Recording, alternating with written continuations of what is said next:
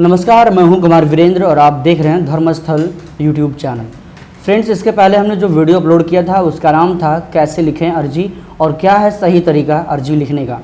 तो उसी के ताल्लुक में हमारी जो दूसरी वीडियो थी, जैसे कि मैंने बोला था उस वीडियो में कि हम 10 सवाल आपके लिए ऐसे लाएंगे जो आपके सारे संशय को दूर करेगा।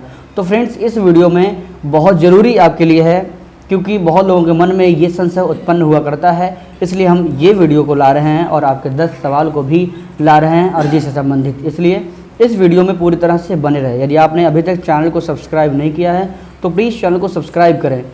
तो हमारा पहला सवाल होगा कि अर्जी लिखना क्यों ज़रूरी है, और दूसरा सवाल, क्या अर्जी हम किसी भी भाषा में लिख सकते हैं। तो इसी प्रकार से और सारे सवाल हैं, उसके भी उत्तर हम बारी बारी से देंगे। तो आइए हम पहले सवाल का उत्तर देते हैं कि अर्जी लिखना क्यों ज़रूरी है।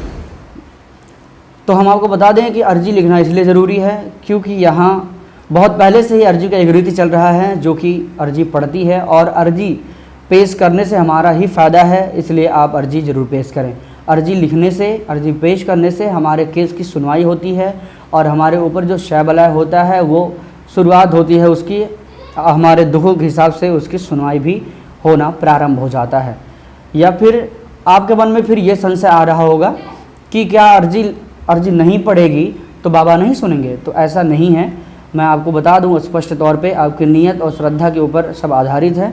यदि आप अर्जी नहीं भी डालते हैं तो सुनवाई उतनी ही होगी जितना कि अर्जी से होती है, लेकिन लिखित तौर पे हम बाबा के दरबार में अर्जी पेश करते हैं, इसलिए अर्जी लिखना ज़रूरी होता है।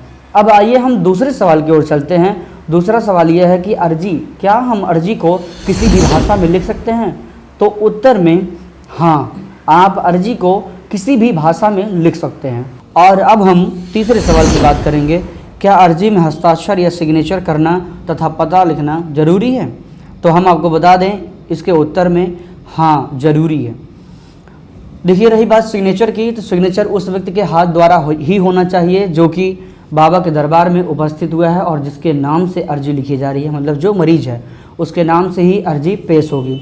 और आपको ये भी बता दें कि पता का होना अति आवश्यक है। जिस आप दाहिने तरफ में यदि आप सिग्नेचर कर रहे हैं या फिर हस्ताक्षर लिख रहे हैं तो आप बाएं तरफ में अपना पता लिख दें।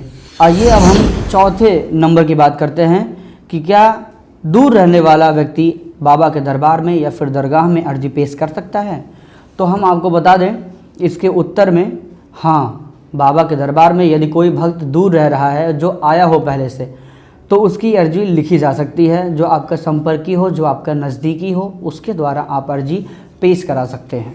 पाँचवें नंबर की अगर बात करें, पाँचवा नंबर यह है कि मैं बहुत दूर का हूँ, दरगाह में अर्जी कैसे पेश कराऊँ। तो इसके उत्तर में ये रहेगा कि यदि आपका कोई नज़दीकी व्यक्ति बाबा के दरबार में है या फिर आपके संपर्क में कोई खादिम है या आपके कोई मित्र दरगाह में रह रहे हों तो उनके द्वारा आप अर्जी पेश करा सकते हैं। या तो उन्हीं से लिखवा लें या तो आप वहां से PDF या अन्य माध्यम से भेज दें ताकि यहाँ प्रिंट आउट होकर लगाया जा सके। छठे नंबर में यह है कि क्या अर्जी के शुरुआत में 786 का होना ज़रूरी है। तो हम आपको बता दें कि अर्जी की शुरुआत में 786 का होना बहुत ज़रूरी नहीं है, लेकिन यदि आपकी इच्छा बन रही है, यदि आपको लग रहा है कि मुझे लिख देना चाहिए तो आप लिख सकते हैं, इसमें कोई ऐतराज़ वाली बात नहीं है। अब हम 7वें नंबर की बात करेंगे। 7वें नंबर में यह है कि क्या अर्जी लिखने के बाद या पेश करने के बाद हमारा यहाँ निश्चित समय के लिए रुकना ज़रूरी होता है या फिर हम किसी निश्चित समय तक रुक सकते हैं। तो मैं आपको बता दूँ कि ज़रूरी नहीं है, मतलब कि आप पहले से ही तय करके आते हैं कि मुझे 3 दिन रहना है या फिर महीने रहना है या फिर 41 या फिर अन्य महीने और रहने हैं। तो उसके लिए ये ज़रूरी है कि आप यदि शुरुआती दौर में आए हैं, जैसे 3 दिनों के लिए आए हैं, 4 दिनों के लिए आए हैं, तो आप एक अर्जी लगा दें बाबा से, उसी में आने और जाने का विवरण भी डाल दें। लेकिन यदि आप महीने भर रह रहे हैं तो एक अर्जी शुरुआत में ज़रूरी है और एक अर्जी जब आप जाने वाले हैं तब ज़रूरी है। लेकिन लगातार रहने वाले जो व्यक्ति हैं, जो काफ़ी समय रहते हैं, तो उनके लिए ये ज़रूरी है कि महीने में 2 अर्जी कम से कम पढ़ ही जाए अपने दुख के बारे में, ताकि आप बाबा को लिखित तौर पे बता पाएँ कि मेरा दुख कितना आराम हुआ है, कितना दूर हुआ है, कितना अभी बाकी है, क्या क्या चल रहा है, नया केस कोई आ रहा है या नहीं। अब हम बात करेंगे 8वें सवाल की। 8वां सवाल जो है कि क्या हम अर्जी खुद से लिख सकते हैं या फिर किसी खादिम से लिखवा सकते हैं।